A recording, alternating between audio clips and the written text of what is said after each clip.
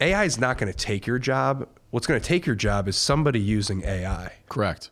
And that's I think something for all the listeners and just people out there, like it's a tool, right? It's like having a cell phone or writing a letter. Had. Yeah, the strongest one we ever had. Right? I mean, this is the biggest revolution since like the printing press. Cell phone's a good example though. Could you imagine not having a cell phone? Hey, Eric, dear Eric, would you like to come on my podcast? It's in 3 weeks. Dylan's going to record it, right? You know, send it hey, USPS. Eric, I'll never get it. Right? Yeah. So like, I think that's something it's a tool. It's not meant to replace, but it's meant to speed you up.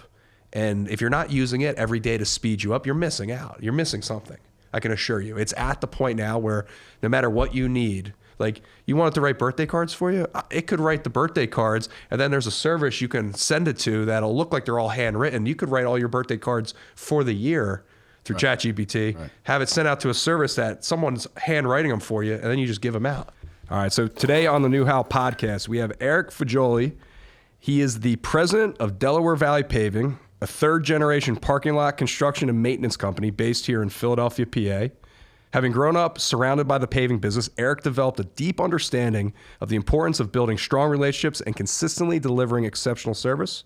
From an early age, he immersed himself in all aspects of the company, gaining invaluable experience and insight. Over the past decade, Eric has focused on expanding Delaware Valley Paving's capabilities and enhancing its reputation. Under his leadership, the company has grown significantly, opening new locations and introducing new services as part of a comprehensive 10-year strategic plan. With a clear vision to become the premier asphalt and concrete paving contractor for commercial property owners across the nation, Eric is dedicated to positioning Delaware Valley Paving for continued success. What truly drives Eric is his passion for developing strong leaders and creating systems and processes that will stand the test of time.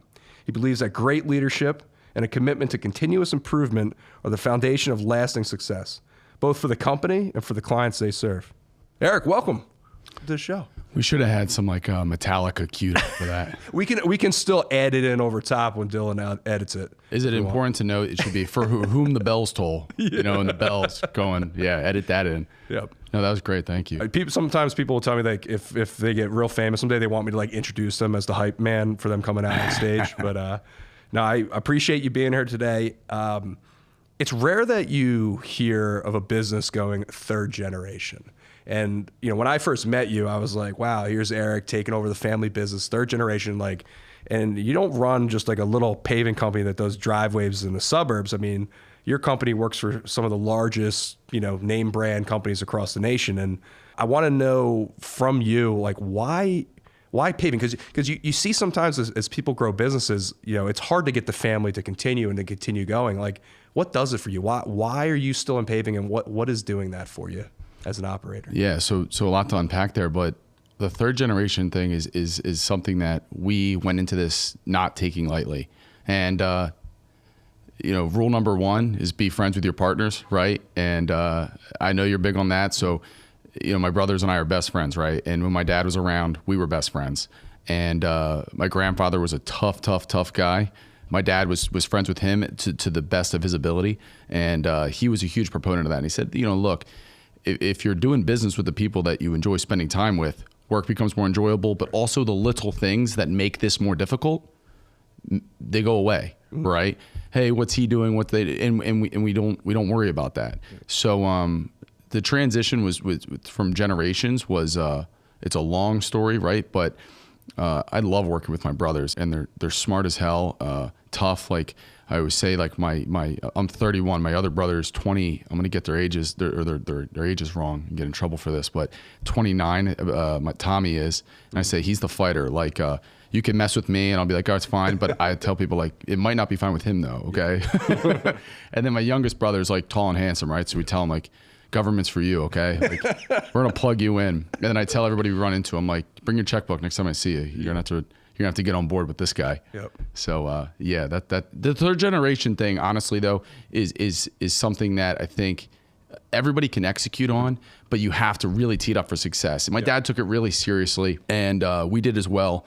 And we're big on wearing the hats. Yep. We're brothers. We're friends, we're business partners, and then we have positions and we have shareholder positions, right? Sometimes we're talking amongst partners, sometimes we're talking amongst business people, right? Where rank comes in. And It's very rare, right? How do you delegate who does what between the three of your brothers? I'm just curious, because whether you're in business with family members or another partner from outside, like how do you determine who does what? Like my brothers will tell you, I'm definitely more of a visionary. Like I can't focus sometimes on what's right in front of me. I'm always thinking like, what are we going to do tomorrow, next week, next year, 10 years from now? And, my younger brother is, we say like everybody who runs across him loves him instantly. Mm-hmm. And we're like, man, like it's like a superpower that he has. So he's our COO, deals with, by volume, 80% of the staff, right? Mm-hmm. And the staff are pretty much reporting to him, giving any issues, or he's overseeing the teams that are. Yeah. And that's his forte all day. Yeah. So like that was kind of natural, right? Mm-hmm. And then my youngest brother, he's learning the business right now still, and he's a project manager. He's 20, 21? 22. He just graduated from Penn State, yeah. So he's learning the business right now, but like that project manager role, I told him, I said, replace yourself as soon as you get started. And he's like, well, can't I, learn this position first? I'm like, no. Replace yourself now, So he's doing a great job of that, and that's exciting, but pick the role and run with it, right? Yeah, absolutely. I'm not, I tell them all, you can have my job. Yeah. Right? Yeah, the hope is that we could be replaced. I would love to be replaced as CEO of my company. Be great. Oh, if I can find someone. It's the best, right? And I think there's a difference too, even between the you could say, hey, I'm the president or I'm the CEO, like steering strategic vision or operating the company. But like sometimes I go to work and it's like being a human fire extinguisher. Yeah. Some days I'm on the wall, like a prop. I was just telling, I did a presentation recently to my team about our yearly plan, strategic 10-year goals.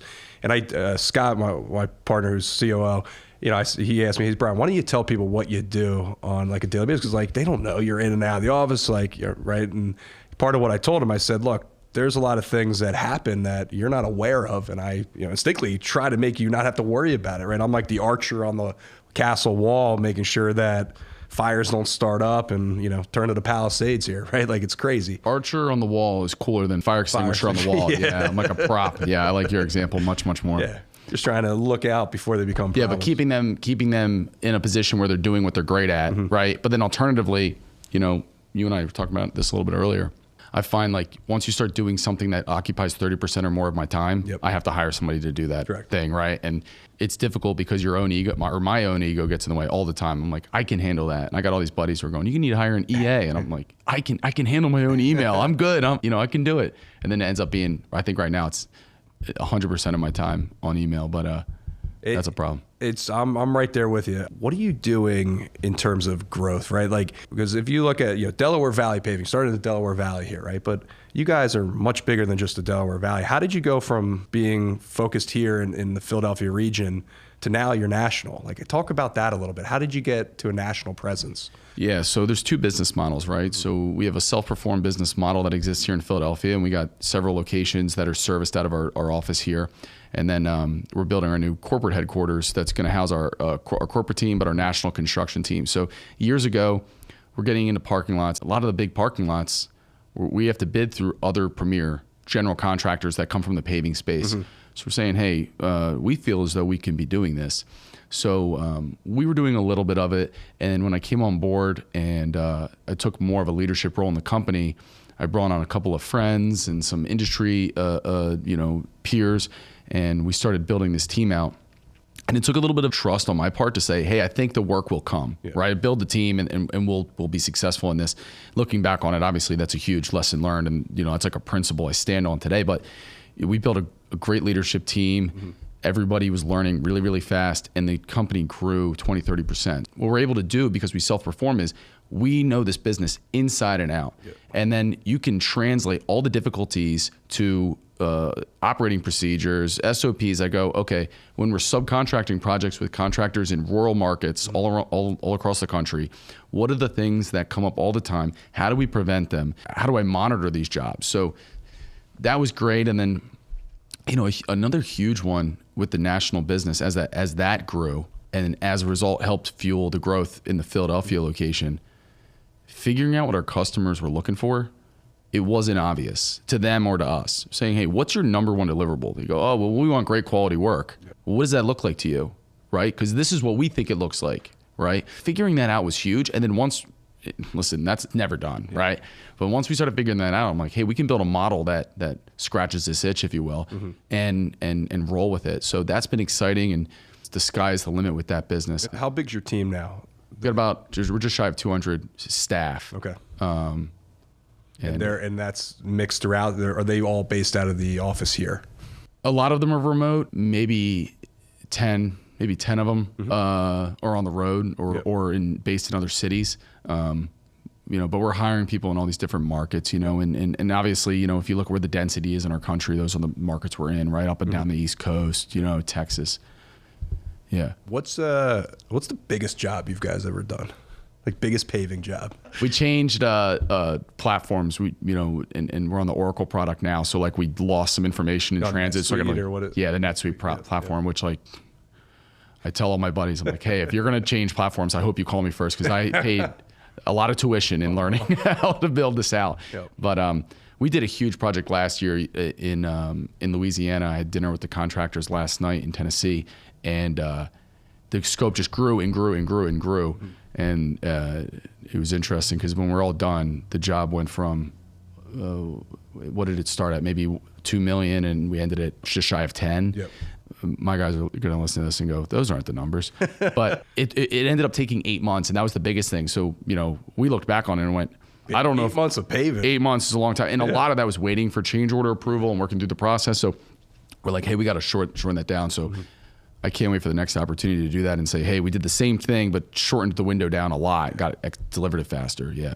One of the things that people ask me, and again, I'm not the best at it, but it's like habits of an entrepreneur, right? Like you're running a global, or not global, maybe someday global, but a big national company, 200 people running around in multiple different cities. Like, how do you deal with that? What personal habits are you doing to like deal with the stress of that? How do you manage it? Is it like working out?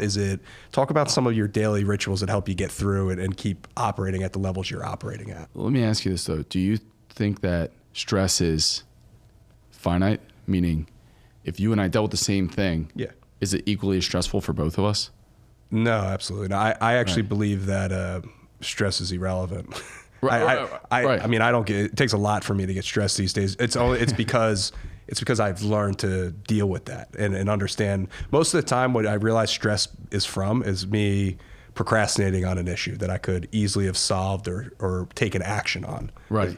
So when you start realizing that, it's like, okay, just do it, just quickly. Like it could be a 5-minute thing that you put off, and it creates a ton of stress in your life. You're like, just do the 5-minute thing, and then it's how you tolerate the stress. And I think, I always have a saying, 29 people in my office. I say, payroll was much more stressful at 9 people than it is at 29 people. Right. Right. It's like, so if you went back to 9, I'd be way more. Oh my God, that second every 2 Fridays. Holy shit, I got to run a payroll.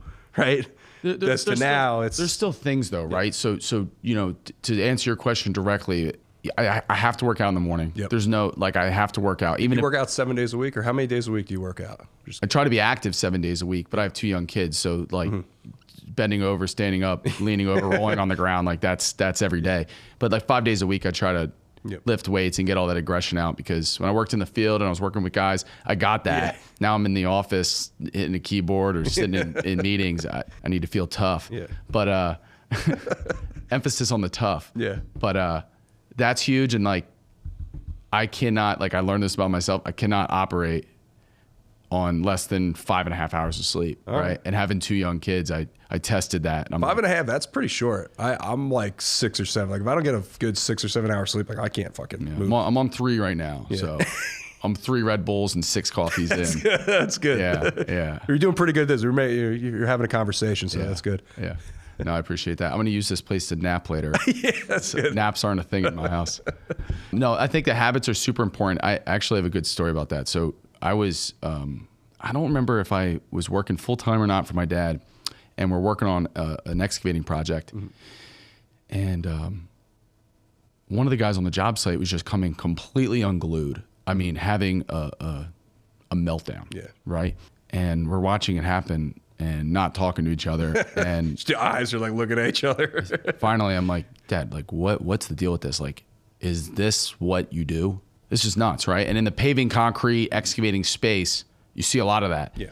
And my dad told me, he goes, the amount of stress that you're able to tolerate will dictate how successful you are. Yeah.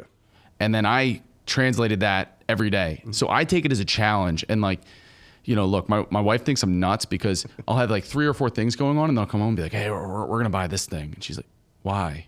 Like, do we have to do that? Like, definitely not. Definitely not. But I love it. And I look at it like a challenge. And I don't think that's what my dad meant when he said that. Look, I'm home every day to buy stuff, but yeah. Buy things that you know nothing about. I definitely agree with that statement. The more stress, more quote unquote stress or balls you can juggle in the air, right? Definitely the more successful you can become, because that's the inhibiting factor for most people, right? Like even basic things like, oh, get out, from your 9-to-5 job and do this. Well, you start stressing, people start stressing. Oh, what about my health benefits? What about this, right? Like just little things like that. And, those are minor issues compared to like, how about healthcare for a whole company? Right? Like you start realizing that these issues really aren't issues.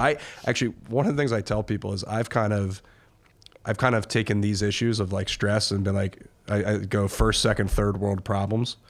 Like, oh my God, one of the checks is so big that I can't put it in my bank account. I have to call my banker and up my digital scanner. That's a first world problem. Right? That's a great problem to have. It's good problems to have, right? Or, a third world problem, like problems that, not good problems, right? And then that like could be, oh my God, there's a client, project went sideways, and okay, that's a bad problem, third world problem, like something that's, we all have to deal with together, and it's not a good problem to have. If anyone's been through like real health crises in their family or with friends, that changes your whole perspective on all of that, right? And I was actually having this conversation with my wife the other day.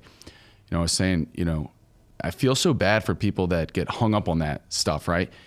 I'll go from meeting to meeting to meeting to meeting. And some days there's no resolution at any of those meetings. And that drives me absolutely nuts. But regardless, at the end of the day, I'm like, you know what though? Like everybody's healthy. Mostly my knee hurts or like my back. But like, everyone's healthy, right? It's just it's so important. And like, being through a little bit of that, it doesn't happen. It's not like 1 day or 2 days. Like when you're going through that, and so many of us have, it's years. And then when you compound that, you look at it, you go, a lot of the years of my life are gonna be focused on that. And that's real stress. That is totally understandable. You can't reject, right? So it's like, oh, my car won't start. Okay, we'll figure it out, right? So, but then it also creates some conflict, right? And there's a lot of people talking about that. I'll give you a real life example that happened 30 minutes before you showed up here.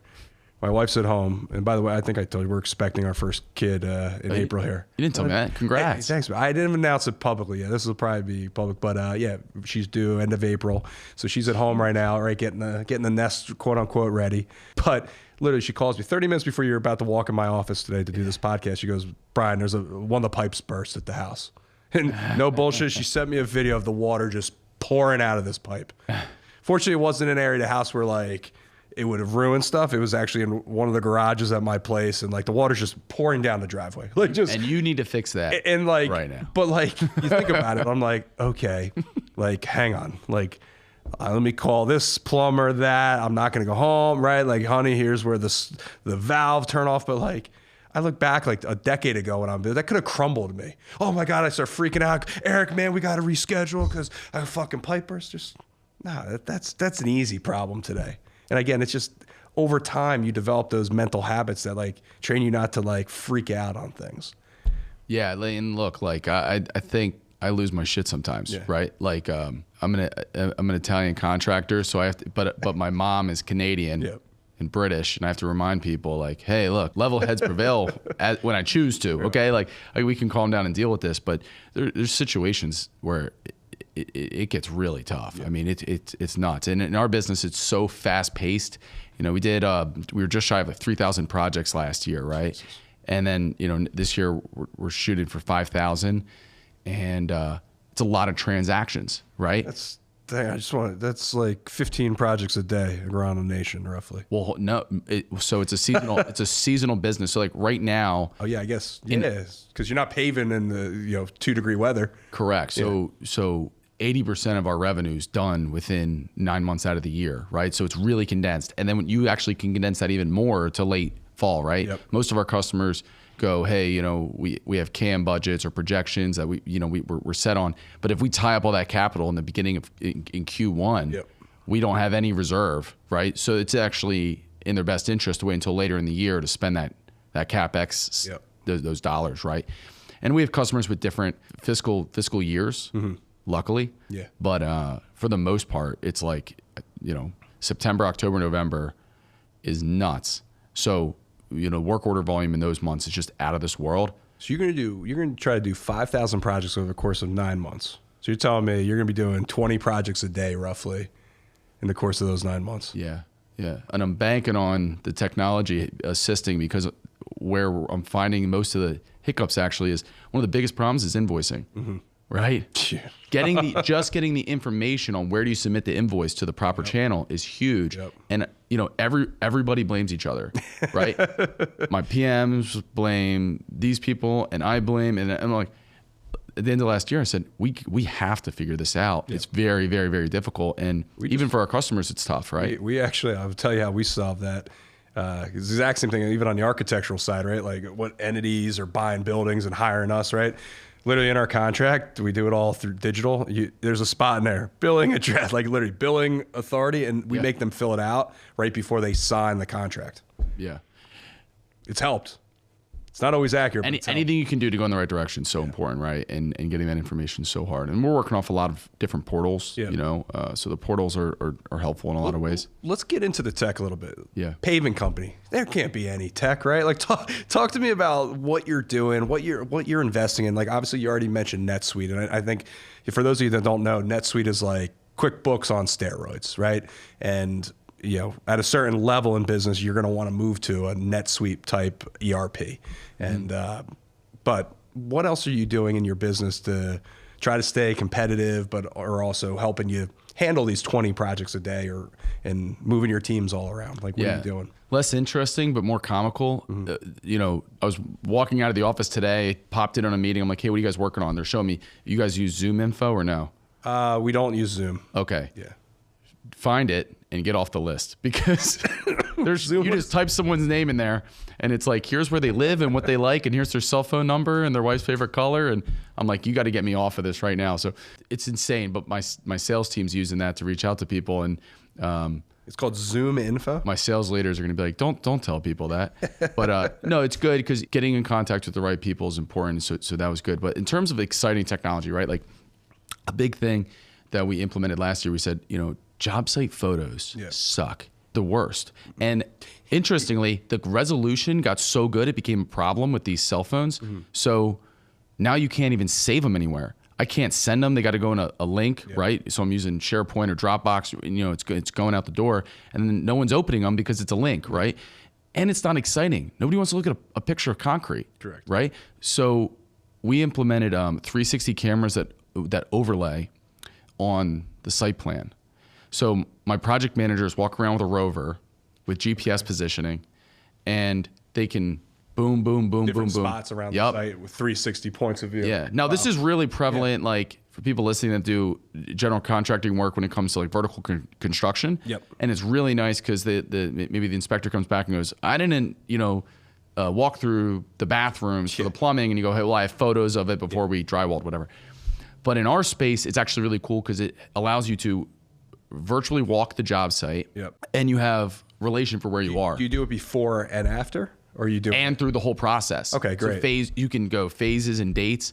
So it's really cool. And then on these bigger sites that we work on, we do a lot of warehouse, industrial, commercial, manufacturing work. And now it's like, hey, are you guys in front of dock doors 8, 9, and 10?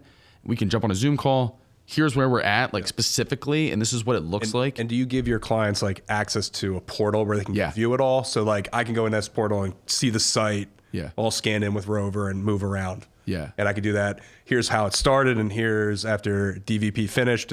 This is what it looked like. Yeah, and frankly, it's just so much better that I think it's hard to compete with. So that stuff's cool, and there's other things like internally that we're doing that are great. But the next thing we're going to be doing in the next couple months is linking our reporting and all the job site information to that. So like I want to give you one link. You go there, you have all the information. It's everything. So if I'm Home Depot, I can go in and see all the job sites that Eric and his team worked on for me, and by address or geolocation. Now there's a trade-off too, right? So you say, here's a live link. All right. Now I want our customers to be looking at this and be in the know, and they do too. And a lot of them day-to-day operations really seriously in our jobs, which is great. And if they're getting an email alert, I'm flooding their email. Yep. Right. Which is, I think we just talked about that. Like the worst thing you could do to someone. Right. Yeah. It depends on how many times you're pinging them. But if you were like, if it was a ping at the end of the day, it's like, hey, new photos uploaded of your job that we worked on today. To me, that would be exciting. Right, exactly. And if it's in a format that's exciting, right? Yeah. You're like, you see my guy's head, and if they're like losing their hair, it's at the top, the top of their head. Yeah, they got like some goofy slogan on their hard hat that like isn't that funny and kind of inappropriate, and you got to look at 35 pictures of it. Yeah, we like that, But yeah, so bringing the tech in a way that's exciting. I think a lot of times too, we look at technology and we go, it's going to do one of two things, and if it's kick-ass, it's going to do three. First one is it's going to service our customers better. Yep. Second one, it's going to help us do our jobs better internally. Customer's not going to have any say. And the third one is both of them in one shot. And it's very difficult to be like, this is something that's going to help us and help our customers.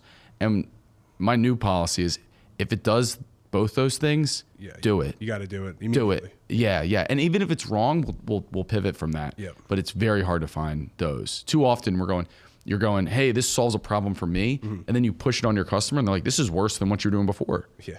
Right? And you're like, yeah, but it's faster. For who? For you. Right? Gotcha. So difficult though.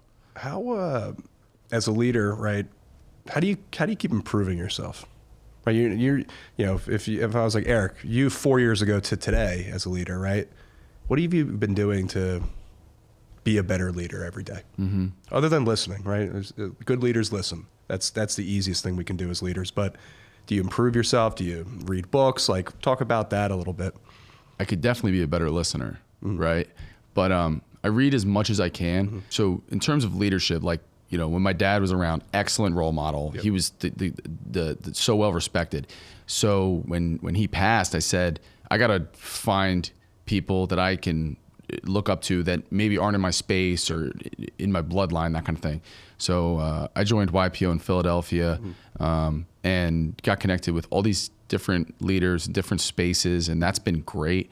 But observing and thinking about reading too is like, I don't know if you have this problem. I'll read a book, get through one chapter, and have 20 things I want to do, and then fold the page and go obsess about those things. And I'm like, I can't reopen that book. Every time I open it, I go nuts. Yeah, I actually started. I love buying all the books, but what I actually realized I actually like better is Audible. I got real into Audible over the last six months and just started getting books through there. Like, and what's funny is some of the books I have on Audible, I also have physical. It's like, I don't know. I did the same thing. And then I bought a Kindle and I never turned it on. But the sauna, I get the audiobook in the sauna. So I put one of those Costco infrared saunas in my house. Funny enough, I put a red light in there too, because in like a conspiracy theorist, and I'm like, oh, this is definitely good for you. Well, it blinds you and heats you to death. So I'm like getting yelled at by some business guru while blinding myself and dehydrating myself to death. I walk out of there. I'm like, is this really the way I want to start my day? I don't know if this is it. I don't feel better. The red light therapy is real. You do it in the sauna? Yeah. I think you can do it outside. They have lights that you can shine down. I have one of them. We could just go outside, probably. Well, yeah, but it's more direct and quicker. Yeah. It's my mother swears by it. She does red light every day, like multiple times a week. Will your hair do you have a full head of hair with the red light without it? It hasn't helped with my hair growth by any means. I think that's done. Both my grandfathers were bald, so I think I'm screwed anyway. The beard, yeah, I didn't know I had the beard till I started losing my hair up here. So no, the red light's been funny though, because you're in there and you're listening to the audiobook and I'm trying to juggle all three. So when I'm driving, the audiobooks are great. Yeah. And the nice thing with the audiobooks too is you can kind of listen at your own pace, where the book requires your 100% undivided attention. If you kind of zone out, you don't get all the information, so that's tough. But in terms of leadership too, I will say, if you observe the things that you do and you don't do in the company, right? I go, hey, I did this and I don't do that. Somebody said, you should write birthday cards for your employees. And I'm like, that sounds like different from like, I hate birthdays, but I find it difficult to find like moments to connect with everybody in the company. I also didn't realize challenge how many birthdays it is every month, right? So it's a lot of birthday, but I love having that opportunity now. And it's cool. So do you write birthday cards for all your employees? I handwrite them, and I put notes in there. Awesome. And when do you do it? You said you were chugging Once a month. So you like once a month you take an hour or two and write them all? Yeah. That's cool. That's also, it's meaningful too. Yeah, and a lot of the men and women that I work with, I used to work with every single day, like side by side, right? Like some of these, the guys in particular, I would run equipment with, or some of these guys, like when I was running a paving crew, I worked with. So like I'll like write, like I got all kinds of like inside jokes that I get to share with them. Like, you remember that? I'm like, you kidding me? I think about that every time like this happens or that happens. So that's really cool. And then they see me and they're like, yeah. How long ago did you start doing that? I'm just curious. About a year ago. Maybe. About a year, and people love it. Because I think that's a great tip. Well, it's that or work anniversaries, right? Yeah. And work anniversaries were a little tougher because they're kind of random. Where the birthdays, I can, it's like once a month. Once a month, and it's there. And yeah.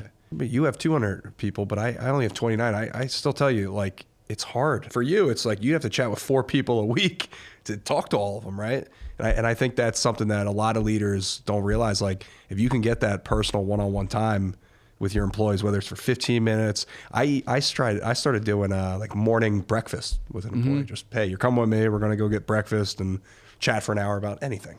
It doesn't have to be work. Talk about your goals in life. Just spitball. And I think that's gone a long way, at least with my staff. But I also think some leaders just forget that that's the most important thing. No one wants to work for an asshole. People want to know who they're working for and be able to understand how they can connect with them. And what about how much information you unravel from that, right? So you go, hey, how's everything going? Good. I mean, oh, come on. Well, you're not going to get that just like standing next to each other by the water cooler. So it's like you go out and get coffee and you're like, actually, I got a lot going on at home. And you're like, talk to me about that, right? And you get all this information. That's awesome. Yeah, you do those meetings. You go, oh, I'm really stressed out. Let's talk about that. And you go, wait a second. I don't think you're supposed to be doing half that stuff. So then you can solve these problems that you wouldn't have been able to solve. But it is a time commitment, right? Yep. The other piece with employees one-on-one, I've also been able to prevent things from happening. So like preventing issues in the organization, right? Like maybe there's a disagreement or 2 employees are struggling to work together, and you can start just figuring out, getting to the core reason why that is. And I think that to me has been, it's saved employees in my office. It really has. Try to do it. The other thing too that I found that works really well is I started implementing, we do bi-yearly check-ins. Like one's like a major review, right, where we do a yearly review, but 6 months later we check in again with every employee in the office. And that's also been helpful too, because you don't have to wait a year to solve things. We've actually given raises to people in both those periods. We're doing the same thing. Yeah. It's so important. Makes Once a year is crazy. And especially at the rate, I don't know if that's maybe like an older thing, because before the tech came so far from where we were 20 years ago, like that was the pace at which we moved, right? I don't want to sound like I'm talking No, you're right. It's so much faster now. And a lot of people talk, oh, these younger people don't want to work. I'm adamant about this. They need look, I'm 31, right? So I'm speaking for myself.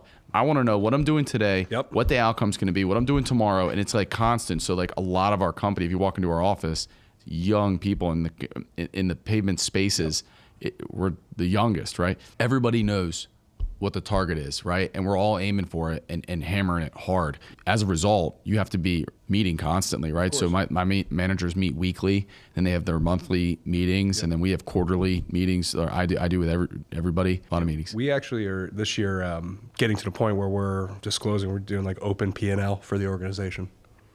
And that's something that... Did you do it yet? We're about to. We're about to do our first meeting next week. Like, here's our revenue goals, here's why, here's where we're at. Everything, full transparency. Our goal is to make $1 million in profit this year. If we do, great. Here's what that's going to go to. We're going to, part is taxes, part is employee raises, bonuses, part is just a little bit of taxes, right? Yeah, it's just a little bit of exactly. But you get the point. Like being more transparent and open with employees, people, right? People be, oh my God, Brian, he's making all this money. Like, no, not necessarily. Like, here it is. This is how we're generating revenue as a business. We're all going to share in the success of this. Yeah, I might just make a little bit more, but we're all going to share in success. Yeah, and I think, but there's complexities to that, and I think like if you look at your demographic of employee, Yep. right? There's a little bit more uniformity than maybe I have, right? You know, I got guys that work for me that are like from all corners of the earth and people with different backgrounds, and you know, when you look at our financials, you could pick out one number and be like, whoa, right? So then you're like, yeah, but there's a minus next to that one. That was a loss, right? So we got it's complex, but I've heard that from so many people. So many people say that was a pivotal point where they helped find alignment in their organization, where everyone said, okay, I feel like I'm really a part of this. Because, you know, I say all the time, like, number one thing I want to be is entrepreneurial, like at every level. Like, if you can identify a problem and solve it, I want you at Delaware Valley Paving. Correct. Identifying things and fixing them, not a lot of people can do, right? No, not at all. Some people can identify them and then People solving are them. great at identifying. I think every employee you hire can identify problems. Yeah, coffee maker's broken. Yeah, exactly. Or Yeah, we fix it. don't have Put water in coffee. We don't have. It's crazy. We got great entrepreneurial people. Like our coffee maker would be fixed in zero time. But as a result, sometimes I think about that. I'm like, what information could I be sharing, or how could I foster that environment better? Yeah, and that's a challenge, and especially as you keep growing, right? It gets harder and harder. And how do you keep 200 people rowing in the same direction? Especially when they're remote. Talk about that a little bit. Is everyone in office 5 days a week for you, or how are you dealing with that? I'm a big proponent of in office, right? And that's been one of the hurdles of having project management superintendents all over the country, right, in different time zones, right? So our operations leadership does an excellent job of getting on the horn early risers only, right? But if you're not asleep at like 8 p.m. and you work at DVP, then there's something going on, right? But that's a huge concern of mine. Moving forward, is making sure that our culture, which is hammer it hard. What did I say? For whom the bells toll, right? Yep. Every morning, right? You helped us design our new office. It's like I said, when you're walking in, I want it to feel like you're going into like a roller coaster, and you're like, you should be a little scared, right? But that like hard-hitting attitude. Nobody wants to drop the ball. Yep. They're almost like, oh man, like I have to finish this. I have to get that done. So when you open these different offices, you got different management. You got just different. It's your space, but like even like the color of the walls, of course, right? The workstations, how far away are they from each other? It matters. Everything matters. Yeah, so that's a concern, and then but I think we'll solve it by just having great leaders and everybody being aligned at the top level. Seeking through the pettiness of problems that arise, and making sure we continue to hire people that don't buy into that too much, and we can focus on what we're doing and be great at it. Yeah, I think that's potentially an easy solution. Core values matter when you're hiring for employees. Matter a ton. I got into the point where I don't even necessarily care if they know how to put a building together. If they have the right core values, we'll teach them how to put a building together. Yeah. That's the easy part. But getting them to have those right values where they want to be better than the prior day, and, quantity with quality, right? Like just hustling. That hustle mentality is what we look for in our office, and it's hard to find. It really is. It's hard to find. And we were interviewing people, and I'm hiring people, and maybe 2 years ago I said, man, I suck at this. Like I made a couple of bad hires, and I'm like, I have to do a better job of this and do it. Yeah. Right? I'm getting an education in it, but I'm not building a process around preventing it from happening in the future. So one of the things we recently did was we took all of our core values, right? And then we have an interview template that I created, like the craziest questions ever, right? To really get to know somebody, right? It's like, they're weird. And it's our core values, and then questions underneath them that the interviewer, whether it's me or one of my managers or whoever it is, can ask themselves. That helps them identify, hey, is this something that this person's going to align with, right? And then the back page, it's all these questions about, hey, is this person going to be the right hire for Delaware Valley Paving based on this specific position? Wow. Right? So it's like it inspired this like high level conversation amongst peers, like amongst my managers or coworkers, right? I went down and I got crazy about this, right? So now it's like we do a phone interview, right? Phone interview can be very short, but it's like, hey, this is the job. Are you interested or not? Boom, boom, boom, boom, boom. In-person interview, maybe me and a manager. Second time, I might not be in it. Manager, an employee, ideally in a meeting setting, but a different time in a different place. Really? Okay. You won't bring them to the office. You'll do it elsewhere. Well, it might be like maybe we met on a job site the first time, or downstairs in another office, and the next stairs is upstairs or in another building or something for the second meeting. Then the third one's off campus if the second one wasn't, and then at a different time. So we talked about early risers. Yep. You know, my brother and I were joking about this the other day, and I'm pretty sure he did it. He go, you know, a big concern is like if you're a project manager, we start early. Yeah, of course. So it's like, hey, does this guy wake up at 5 a.m.? Well, there's one way to find out. Air quotes, butt dial him, 5 a.m. Hey, oh man, sorry, wrong number. Well, I got you though. What's going on, right? You're going to know right away if that guy's been up or not. Man. But I'm like, and then, That's great. look, if you want to know somebody's, a hustler, if they're talking a big game, say, hey, let's get breakfast. What time? 6:30 tomorrow. If they walk in, you will immediately know, right? If they're full of crap or not. Like, I wake up at 6 a.m. and work out. You have varying levels of interview process for different types of employees. Like your managers, like it sounds like you're talking about for your managers coming on, but like No, that's or is that everybody? So field personnel, right? We have a multi-step process. We have like onboarding and safety processes. We go through any CDL drivers, truck drivers. Yep. There's a process. We do like we deep dove on that. We have like we're building a trials course, right? Like think of like the DMV, but like a do job a site. virtual one. Have them like build you a video game. Well, I tried to, and I got distracted on a race car simulator. Yeah, so And they're like, it was their fault though, in my defense, because I'm like, we got to build this truck simulator, and they're like, no, yes, I do. That's why I called. They're like, you sure you don't want a race car simulator? I'm like, all right, you got me. Now I got neither, so it was a lose-lose. But that technology is interesting. It's like for what our drivers are doing, the techs are like really not there yet. So we just built. We're in the process of building this with like low wires and cones that are falling over and stuff that you might not be able to see, but if you can, again, inspiring high level conversation around having a higher, hey, you might not have identified that, but in the future, let's do that. And now we can retest our drivers and they can hold each other accountable, those kinds of things. Yeah. do you think AI will replace paving anytime soon? Everyone's worried about AI is going to replace their jobs. Is AI helping you in your business right now? And do you see it becoming a bigger factor in the paving world? I got some buddies that built AI bots for their companies, right? So they're taking all their SOPs and then building it in a way that you can get solutions when you have problems, right? But in terms of construction practice, I think there's going to be construction's slow to adapt to tech, right? So we've known each other for a while. Like I really like it, lean into it, I should say.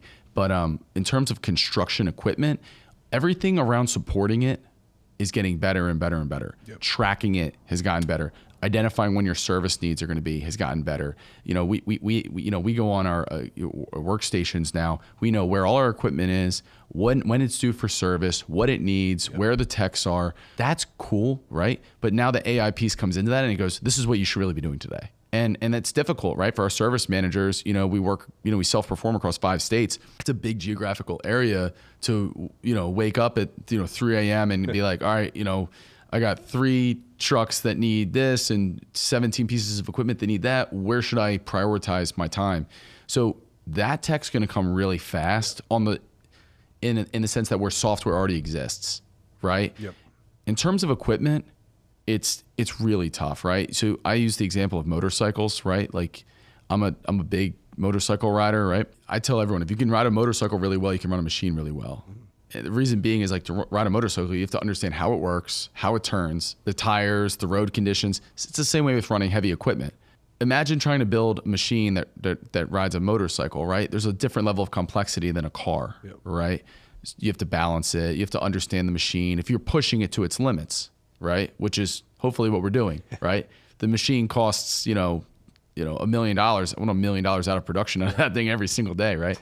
So I think the software is going to adapt really fast, and that's going to create more transparency for our customers. Get it to the point where like, all right, here's the jobs I have. Here's where the equipment's all located. This is what you need this day. This person should go grab this fucking truck and move it here, that. Like, couldn't it get to that point, or how close is it till then? Right, like if you have these paving jobs in all these geographic locations, right, already signed deadlines and when they're supposed to start, what phase they're in, when the miller needs to be there and the trucks bringing the asphalt need to be there, right? Well, you tell me where I'm wrong here, right? But you have to train your model, Yeah. right? So I would have to train our model to understand what kind of production X amount of men and women are capable of producing with this equipment. And it can say, I understand the equipment that you need, I got it. But it's a lot of training we're talking about. And the problem with that I've had with making that investment at this time is I really believe that, and hopefully Microsoft, right? I'm betting on Microsoft pulls this off, but we should have an API that comes together, and it's your AI that does all kinds of different things, from human resources, accounting, scheduling, asset management. Specific to your business. To you, and it's mine, right? Yep. So now you go out and buy a business, my AI is like, it rolls out all my tech. It answers all the questions. It's like your technology, your IT guy, and your HR person. It's definitely heading in that direction. I tell people right now, like, if you're not using AI for at least an hour or two a day, you're probably falling behind. Mm-hmm. And it's just learning it. It's learning how to prompt it. It's learning every single facet of it. Like I'm in ChatGPT daily doing stuff, speeding things up. Someone needed a reference letter. Took me 15 seconds. I'm not kidding. I literally plugged in. I said, "These are the 3 things this person does well. Write me a letter of reference." Boom, done. In an email, PDF signed. Like that. Did it do research on the person? No, I don't need it to. Right. Right. It's just like it's how you use the tech to speed things up. Like just an interesting one that I leaned in on hard. Right. So one of the policy. I have 3 rules for all the people that I hire that work directly for me. Right. First one is I can't repeat myself. Right. So if I say something and you don't understand or I'm not clear, let me know. I failed to communicate it well, right? So alternatively, I won't make you do the same for me. If you ask something from me, I got it, right? Second one is I have to trust you. That's like a silly one, but it's a big one, right? Yep. And the third one is you have to write everything down that you don't understand. So I want a book that you carry with you with just riddled with questions, right? That has been the biggest game changer ever, right? It's so easy to sit in a meeting with a new company and be like, I don't know half the stuff they're saying, right? Like it's lingo and it's why did this meeting take this long and that one took this long and why did he talk to this person that way and this person this way and why is this price this one and this one's price this way? We can come back together and it forces you to acknowledge that problem and all these other things. But to go back to the AI piece, now I'm starting to say, don't even look it up, throw it in Perplexity and it'll tell you. And it's unbelievable. And if you don't think you can put in Perplexity, write it down, but it cuts your list way, way, way, way, way down. So my new hires are just like Perplexity all day learning about paving, concrete, excavating. And Perplexity, what is that for you guys? Is that the AI search engine? Oh, gotcha. Okay. Yeah. I don't use that one, but I love it. I mean, I'm anti-Google because I think, Google's out to get us, but Perplexity's like phenomenal. And, in terms of ChatGPT-esque, like Perplexity's designed as a search engine. So for learning, it's phenomenal, right? Like you feed it information to learn.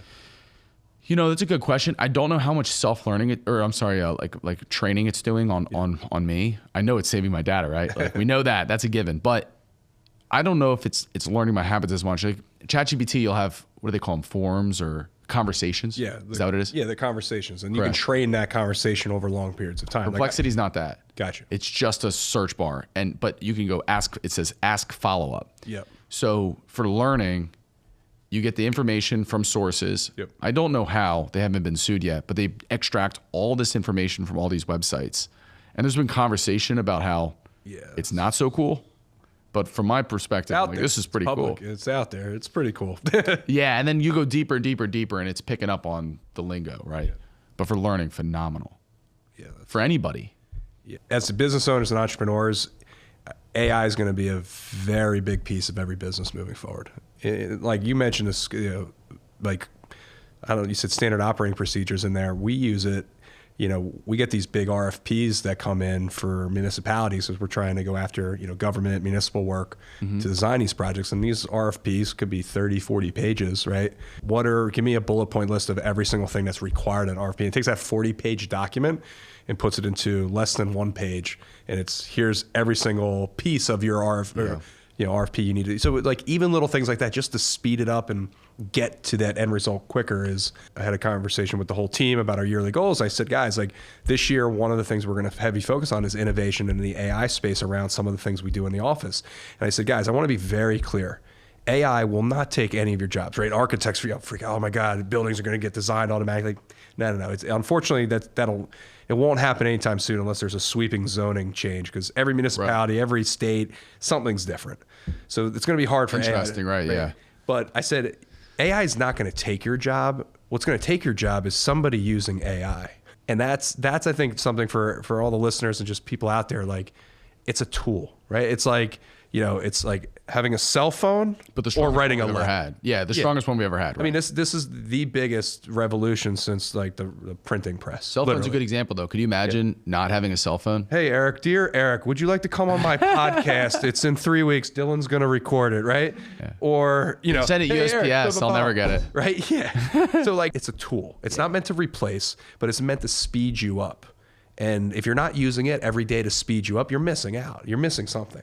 I can assure you. It's at the point now where no matter what you need, like you want it to write birthday cards for you, it could write the birthday cards, and then there's a service you can send it to that'll look like they're all handwritten. You could write all your birthday cards for the year through ChatGPT, have it sent out to a service that someone's handwriting them for you, and then you just give them out. Where it's going, right? And I don't know if has been debated. It's not so much of my opinion.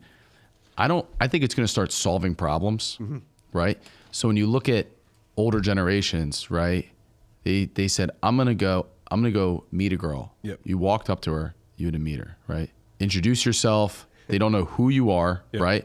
You got all that. Then you got to get their phone number. Yep. Now you got to go back. There's one phone, so you have to like it was in the kitchen, right? Like I remember my grandma's house. They had like the one with my dad used to tell me, he's like, we had to I'd drag the cable like around so I could have a private conversation. That was all like putting yourself out there. Then the craziest thing to have to comprehend today is you have to figure out how to get to their house to pick them up. Yep. Interpersonal skills where you have to communicate with this person and connect with them and all this stuff. You didn't have a digital profile where you know what their favorite hobbies are before you even picked up the phone or anything. And then navigate there, like God forbid you get lost, really, really crazy stuff. And now where this is going, like one of our mottos in our office is don't not know, right? So when people say, I don't know, no, okay. So now the information's so available, it's insane. My biggest concern is, for my kids is critical thinking skills are going to be completely eroded. They already are starting. Right. It's already starting. But they could be, what's scary is they could be literally gone. I mean, gone. It's going to get to the point where it's done for you, right? And that's pretty much what you're saying. Like, and where does the innovation come from then? Innovation will only come from machines, right? So that's the biggest companies.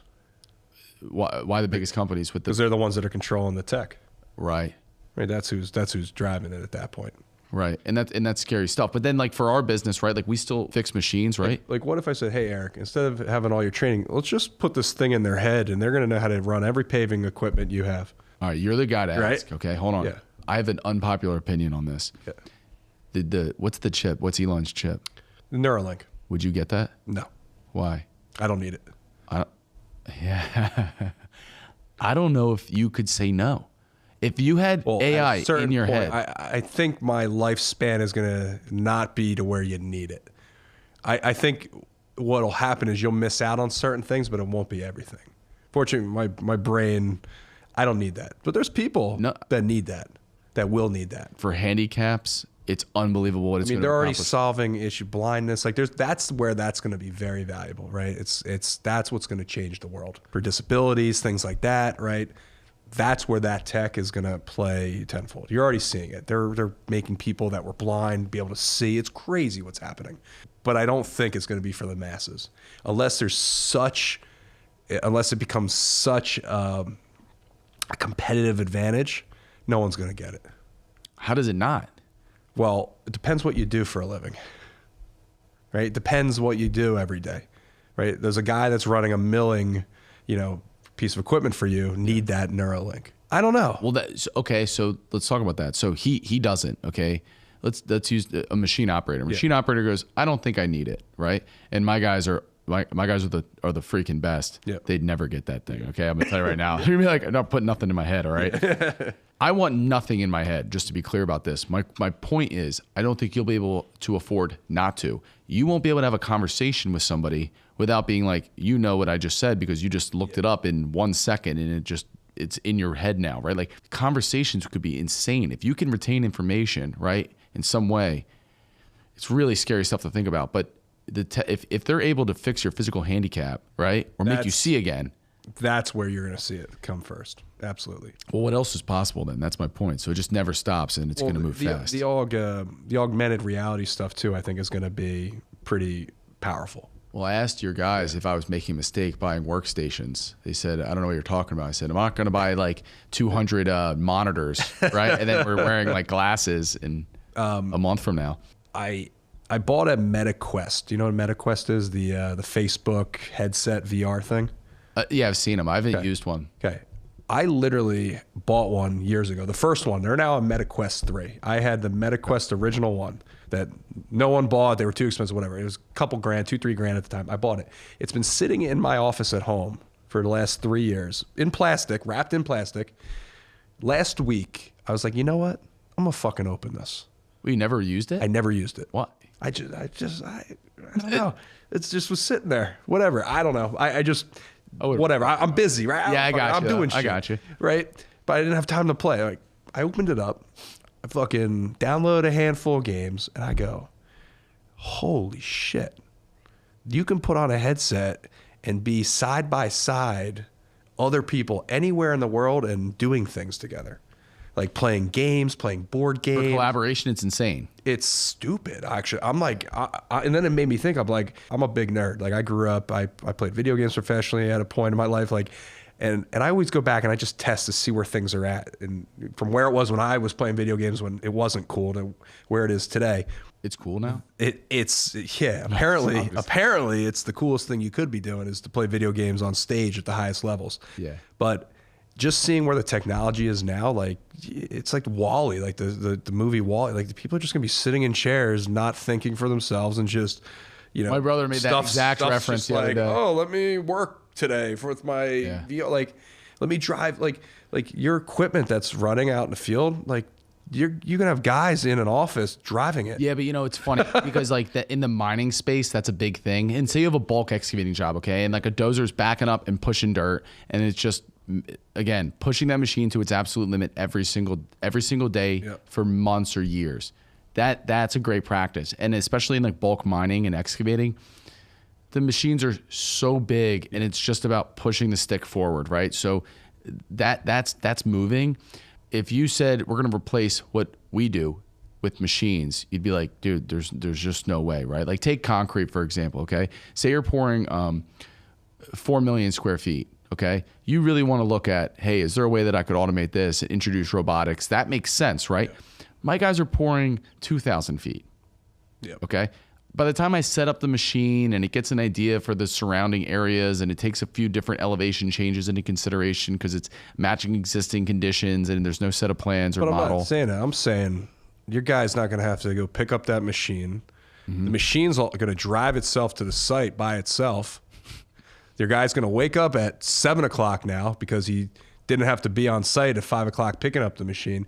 He's going to roll over to his computer, put on his VR headset, and have the joysticks in front of him just like he would out there moving the machine around. I'm going to name my first robot machine Brian after you. That would be cool. But I'm saying, like, is that even a reality that you could see happening? Because I could very easily see that happen. For sure. Automated trucks are going to be a huge thing, and I can't believe we haven't seen them yet, right? If you think about in the commercial trucking space, okay, two things. One, why are they not hybrid? Okay, Prius figured this out eternity ago. Heavy duty trucks, okay? I'm talking Class A, CDL, the whole thing. Yep. The braking power is insane, okay? It's like 1,000 times what a Prius is. Yeah. Well, that if you've ever driven a Prius, which I'm ashamed to admit this, I've been in Priuses, okay? You drove to the podcast day in a Prius. I saw it out in the parking lot. Yeah, okay. So no, the braking power is insane. They would power themselves unbelievably. So now you have a hybrid vehicle, which is good. And the hybrid technology potentially could reduce some of the moving pieces, right? Mm-hmm. And you're seeing Mac do this, right? Like Mac has electric trash trucks that they use in the cities, which is really cool, right? Just on noise alone, right? They pick up trash in New York City, what, like 3 a.m.? Did they just get trash cans? Isn't that crazy? Yeah. They paid like $100 million. So yeah, I wanted that job. But then some of these trucks go the same route every day. Let's use a trash truck, for example. In New York City, it might do like 3 streets, right? So maybe the guys still get off the back, they grab it, but instead of somebody going pull up, stop, pull up, stop, pull up, stop, they can just push, I'm good, I'm not good, I'm good, I'm not good, and it pulls up and stops, and and they're manually telling the truck I'm good or I'm not, and it's got cameras and detection. That technology is getting cheaper, and wages are going up. Correct. And that's inevitable. So that's part of the problem, right? And then when you think about how many, like I tell all my drivers, all the guys on the road, it's the most dangerous weapon that you're completely unaware of. Right? Like these big trucks are serious. Car, oh my God. Yeah, I mean, if people ask me a lot, like, "Hey, what keeps you up at night?" And like somebody said the other day, "Is it your competition?" I started laughing. I'm No, like, it's not even close. The trucks, of course, it's really scary stuff, and so much of it's user error. And I'm not saying it's all, but talking about defensive driving, we talk about it constantly. I'm obsessive about it. I said, how is it possible that I have truck drivers that are in their 60s that haven't been in a truck accident or a car accident for 30, 40 years, but you've been in 2 in the last month, right? So he's, looking downfield. He's watching who's behind him. He's not accelerating to the left lane and back to the right lane. So robot, AI technologies, self-driving trucks will not do that. That's so exciting for road safety and vehicular safety in general. And I can't wait for that technology. And and you think about the truck drivers, right? I tell my drivers all the time, you guys could all be machine operators. Yeah, of course. What you're doing is basically the same exact thing, right? So in the operator position always has more vertical mobility, right? So those guys move into those positions. That's a great thing. They provide more value and they can get paid more. I told my staff too, I said, look, I want it with 30 people, I want to be able to do what a firm of 90 can do and pay everyone 3 times the price. Because why not? Yeah, and you're the guy to do it too. Like I think you're spot on about providing the technology and increasing. Like when we invested in the Oracle NetSuite product, it was a huge investment. It took 2 years of my team's time. I went through some people that got burned out going through it because it was just, brain-numbingly challenging sometimes and thinking about, how to go about problems that we were solving for. And now I look back on it and I go, man, we never could have got, like, I knew we couldn't get to the next level, but when you know something, like I kind of know. Now looking back on it, there's no way. We can't go to $1 billion in revenues and be doing hundreds of thousands of projects a year on the QuickBooks product, right? Like there was just no scenario where that happens. But more importantly, this actually helps us do it. It's not like it just exists there for when we get to that level. It's pulling us in that direction, which is so cool. All right, so as we wrap up here, I always ask every guest, I'm a college kid or I just graduated high school, trying to figure out what to do. I want to start my own business. What are some pieces of nuggets you would give that person that's thinking about starting their own thing or wanting to venture out on their own? What would you tell that person? I'm not big on finding businesses that you're passionate about, right? And there's so many businesses for sale right now in our country. We're going through, a lot of people say this and know it, but they don't really express how big it is. The greatest transfer of wealth in human history, right? The smartest people in macroeconomics will tell you this, all of them. If you're ever going to buy a business, now's the time. It's one of the most difficult times maybe ever to start a business, right? But one of the best times to buy one. You can, seller finance the whole thing, learn about dry cleaners, learn about window cleaning, learn about roofing, buy a paving company, not one near me, and get into it. And I think, I talk to a lot of young people and they're like, what do you think I should do? I'm like, you don't understand. You don't have to know anything now. You will learn. The cost of learning is so much less than you think it's going to be, right? It's not big. No. You'll be fine. Those opportunities aren't short. Do you think by the time our kids are ready to go to college that that's going to exist? College? Oh, how much more time we got? I'm just curious. I think that college really lost its way, right? When you look at what it's become, and we went through a generation, like when Obama was in office, he said, "Listen, I didn't mention politics once until now. That's pretty good." Okay, that's good. Obama got into office and he said everybody deserves an opportunity to go to college and be who they want to be. It's a great message, right? That's a message that'll get you elected. Okay, but now you got all these kids who go, "I want to be a doctor, Daddy." Son, you're kind of stupid. Okay, like no, they're not having that conversation now. So now it's like, wild. how many people do we have with communications and marketing degrees? Even though my brother told me earlier, the new CEO or president of X is a communications major from Penn State. She's like an absolute stud. So I can't rag on communications majors, but there's too many of them. There's like an influx of them, and it's not specialized education anymore, right? So it's like the smallest line item, if you will, on your resume.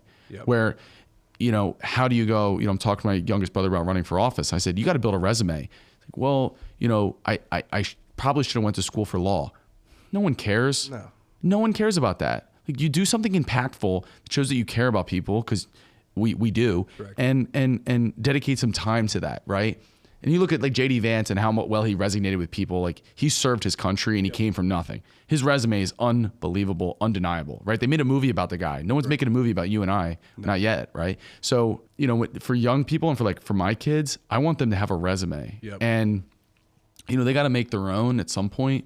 But the traditional route, our generation after we all went to college, is just not attractive. I mean, I just don't think it's a reality coming up, because it's gotten, look, there's people in my office that are still trying to buy a house, right?